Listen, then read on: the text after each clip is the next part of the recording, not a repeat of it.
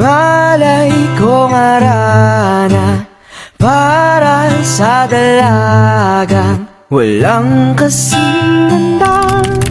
Amoy rosas ang alimoyak kung nanaisin ng tadhanang mapalin lang. Di hahayaan mawala pa itong Magandang umaga, klase. Ngayon natin tatalakayin ang kahalagahan ng wikang Pilipino. Tanong ba kayo bago magsimula? lahat, maging pamilya'y ikaw na yan lang nakadamay. Ma'am, bakit po tayo kailangan mag-aral ng malalim na Pilipino? Marami na pong gumagamit ng Ingles sa trabaho at sa social media. Sana kong nagtanong sa aking tito na negosyon ko. Sinabi niya na mas mahalaga raw ang Ingles para makipag-ugnayan sa ibang bansa.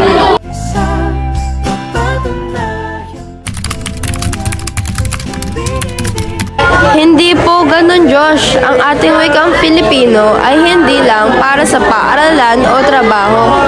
Ito ang nagdala ng ating mga kwento, mga mitolohiya at mga paniniwala ng ating mga ninuno.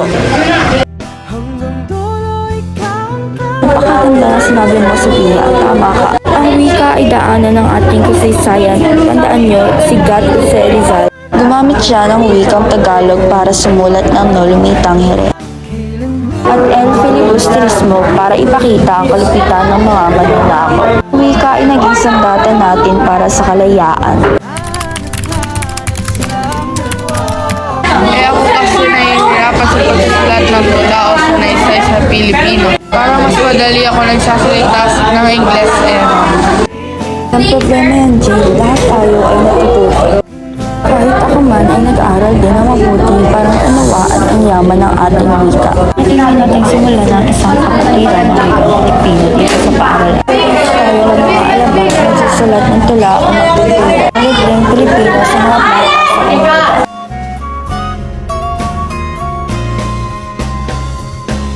Gusto ko pong sumali, ma'am. Ako na ang mag-aayos ng aktibidad sa komunidad.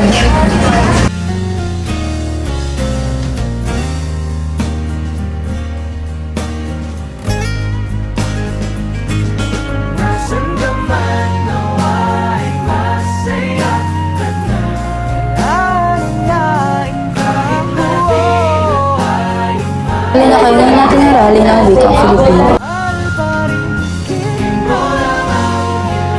Noong unang panahon, may isang matandang babae na nakatira sa tabi ng ilog.